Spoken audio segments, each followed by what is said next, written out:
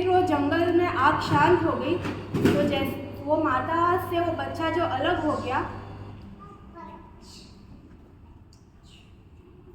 जैसे जैसे समय बीता वो बच्चा दूसरे जो जंगल के जानवर थे उनके साथ रहने लगा। और वो बच्चा छोटा था, उसको नहीं पता कि वो सिंह है और सबको उससे डरना चाहिए, पर वो बाकी जो जानवर थे उन सबके साथ रहने लगा अच्छे से। फिर जैसे समय बीता, थोड़े साल बीते, फिर वो माता ने वो सिंह को देखा कि ये मेरा बच्चा है और ये इन जानवरों के साथ खेल रहा है, जिनके साथ जो जानवर को इन सिंह से डरना चाहिए वो बच्चा इन सिंह के साथ खेल रहा है।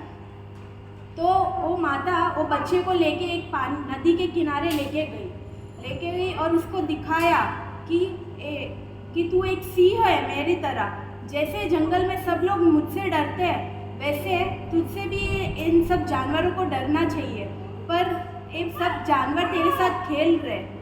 वैसे ही मेरी लाइफ का एक ऐसा इंसिडेंट बताती हूँ कि मैं भी पहले कंदमूल खाना, रात्रि भोजन करना, घूमना फिरना, फ्रेंड्स के साथ बाहर जाना, रात को घूमना, ट्यूशन में जाते थे तो बंक मार के बाहर घूमने जाना, वो सब मैंने बहुत किया हुआ है।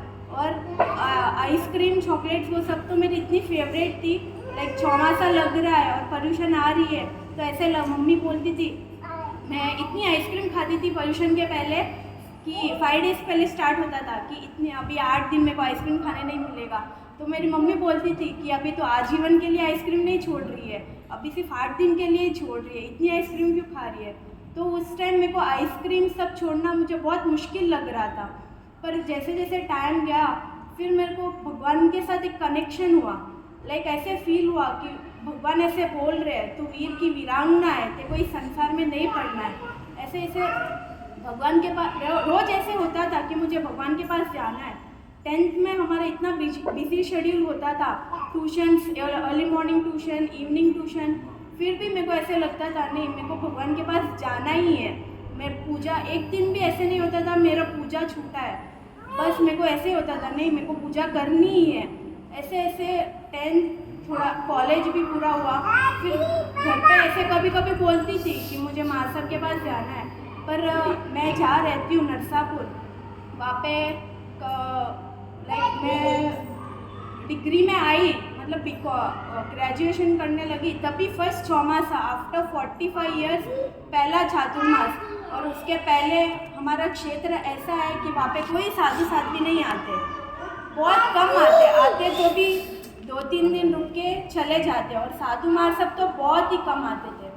तो उस टाइम उनका फर्स्ट चौमासा हुआ तो थोड़े भाव नहीं हुए, बट ऐसे लगा कि ये पद देखने जैसा है। और उसके पहले मेरे जीजू, सेकेंड जीजू जो चेन्नई रहते, उनकी बहन की दीक्षा हुई थी, तो वो दीक्षा देखी तो ऐसे लगा, मतलब इतना बड़ा सभा, पूरी सभा के आंखों में आंसू है, बट जो दीक्षा ले रहा है उसके आंखों में कुछ नहीं है, सिर्फ खुशी ही खुशी है। ऐसा क्यों, मुझे जानना है। वो टाइम जो भाव जगे, उसके बाद भगवान के साथ प्रीत हुई, उसके बाद चातुर्मास हुआ। ऐसे ऐसे टाइम गया, बट घर पे कभी बोलने की हिम्मत नहीं होती थी कि मुझे जाना ही है, बहुत डर लग रहा था। फिर उस टाइम ऐसे भी लगता था कि भगवान महावीर ने भी तो ऐसे ही किया था, जब तक उनके माता पिता जीवित थे तब तक उन्होंने दीक्षा नहीं ली, तो मैं क्यों उनको ऐसे दुखी करके दीक्षा लूँ। ऐसे मेरे को बहुत होता था कि नहीं, वो जब बोलेंगे खुशी से मैं तभी जाऊँगी, तो मैंने ऐसे ऐसे छोड़ दिया था।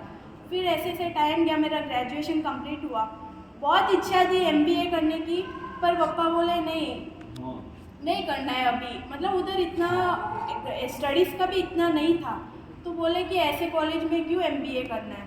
तो फिर ठीक है, उसके बाद आया गिरनार नवानू, तो उसके पहले भी नवानू का पूछा था घर पे, बट मेरे घर पे कभी ऐसे लड़कियों को बाहर भेजना वो सब अलाउ नहीं था, जाना तो साथ में। और गिरनार, मतलब वो टाइम पे गिरनार का जो माहौल था, सबको ऐसे लगता था कि बहुत डेंजर है, वहाँ पे जाना ही नहीं चाहिए, वहाँ पे जाएंगे कुछ ना कुछ होगा, गुंडे वगैरह, बहुत कम लोग जाते हैं, और नवानू करेंगे उसमें कुछ रिस्क भी हो सकता है। तो घर वालों की बिल्कुल इच्छा नहीं थी, तो भी पता नहीं भगवान ने बोला नहीं, तू हर रोज़ पूछ, हर रोज़ मैं घर पे पूछती थी मुझे नवानू में भेजो, मेरे पापा बोलते थे नहीं जाना है। फिर भी मेरे को लगता था नहीं, भगवान देख रहे हो, कुछ ना कुछ करेंगे। वो एक अंदर से मुझे फीलिंग आती थी भगवान कुछ ना कुछ करेंगे। और इधर मेरी एक फ्रेंड बैठी है सोनू करके, वो टाइम पे उसने मेरे को बहुत सपोर्ट किया था। लाइक हम दोनों, उनका भी कुछ इशू चल रहा था नवानू में जाने का, मेरा भी, तो हम दोनों एक दोनों के बहुत अच्छे सपोर्टर बने थे। तो ऐसे कल्याण मित्र का भी रहना लाइफ में बहुत इम्पोर्टेंट है। तो फिर ऐसे ऐसे टाइम गया, लाइक 3-4 मंथ्स। उसके बाद फाइनली मेरे घर से नवानू के लिए हाँ बोला, नवानू में गई।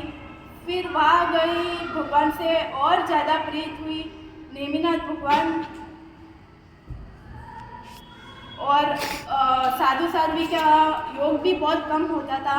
वहाँ जाके आचार्य भगवान, आचार्य नहीं थे तब, बट पूज्य धर्मरक्षित सुरेश्वर जी महाराज साहब और पूज्य हेमवल्लभ सूरी महाराज साहब, उनकी कृपा से बहुत मेरे भाव स्ट्रॉन्ग बने। और फिर मैंने डिसाइड किया कि मुझे दीक्षा ही लेनी है। उसके पहले ऐसे था कि दीक्षा लेने जैसी है, बट मुझे ऐसे पक्के भाव नहीं थे कि मैं लेने ही वाली हूँ। बट फिर भी एक बोलते ना, सोसाइटी छोड़ते नहीं है।